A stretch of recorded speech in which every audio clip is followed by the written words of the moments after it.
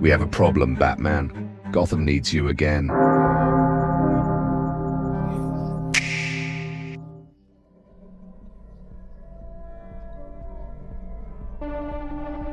Sentinels are genocide machines wearing the mask of public safety, robots designed to hunt and kill mutants, while convincing the public they're protecting them from dangerous individuals. They represent humanity's worst impulses given form and purpose: fear of the different, hatred of the superior, and the desire to eliminate what they can't control or understand. The contingency protocol must account for machines whose programming defines entire genetic groups as inherently dangerous, whose learning algorithms improve their killing efficiency with each encounter, and whose creators view mass extermination as an acceptable solution to social problems. Their greatest weapon isn't their size or firepower, but their ability to make ordinary people complicit in genocide by promising them safety from those who are different. The plan must address robots that turn prejudice into policy and fear into fuel for systematic murder. Adaptive technology makes each encounter with mutants a learning experience that improves their effectiveness against future targets as their systems analyze every power used against them and develop countermeasures for subsequent encounters.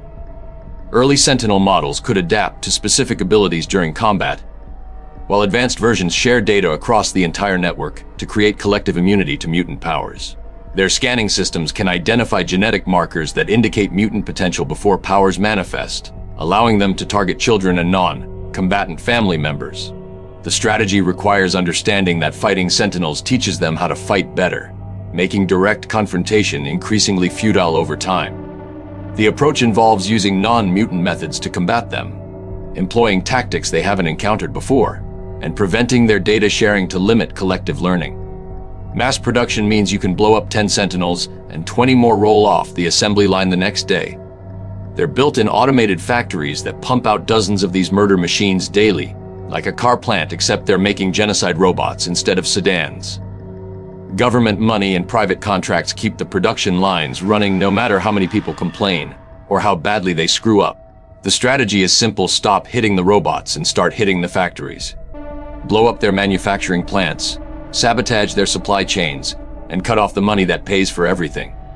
When you can destroy them faster than they can build replacements, killing individual Sentinels actually matters instead of being a waste of time and ammunition. What do you think, Alfred? Master Bruce, the Sentinels represent humanity at its absolute worst, using technology to systematize and legitimize the persecution of an entire group based solely on genetic differences. They transform prejudice into policy and fear into fuel for systematic murder. What makes them particularly insidious is that they allow ordinary people to participate in genocide while maintaining the fiction that they're protecting society rather than destroying it. The tragedy lies not just in what they do to mutants, but in what they reveal about the people who build, fund, and support them. Perhaps the most important battle isn't against the machines themselves, but against the mindset that creates them.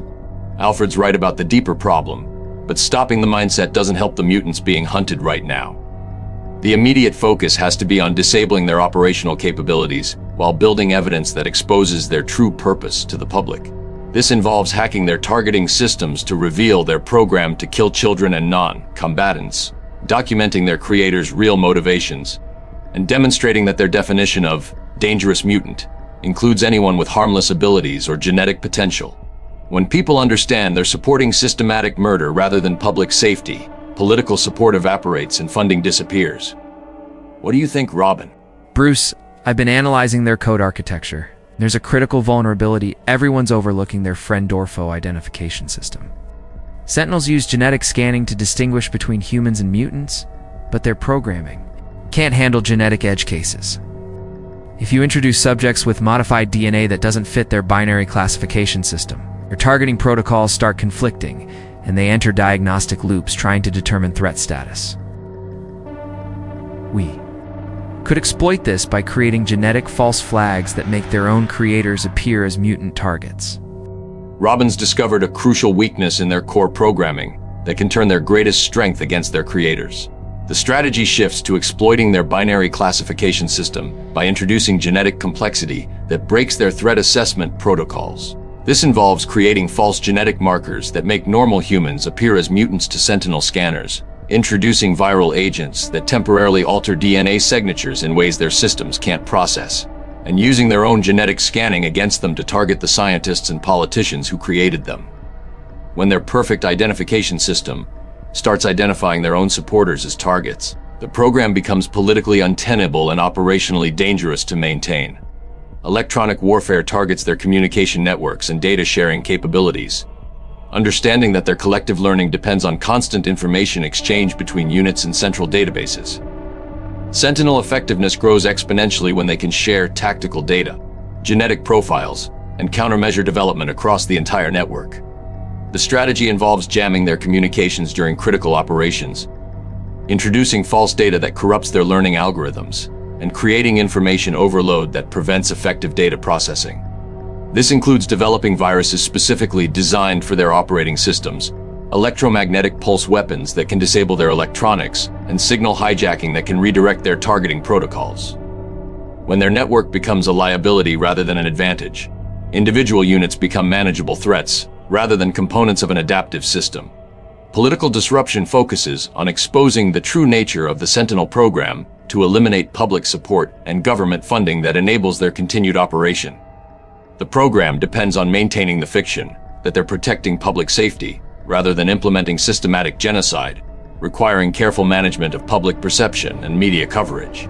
The strategy involves leaking classified documents that reveal their true programming and objectives, providing evidence of their targeting of children and non-combatants, and demonstrating that their creators view all mutants as inherently dangerous regardless of their actual abilities or actions.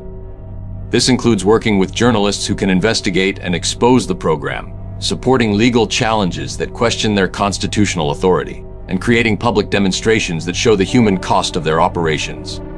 When genocide becomes obviously genocide rather than public safety, democratic societies typically reject such programs regardless of their tactical effectiveness.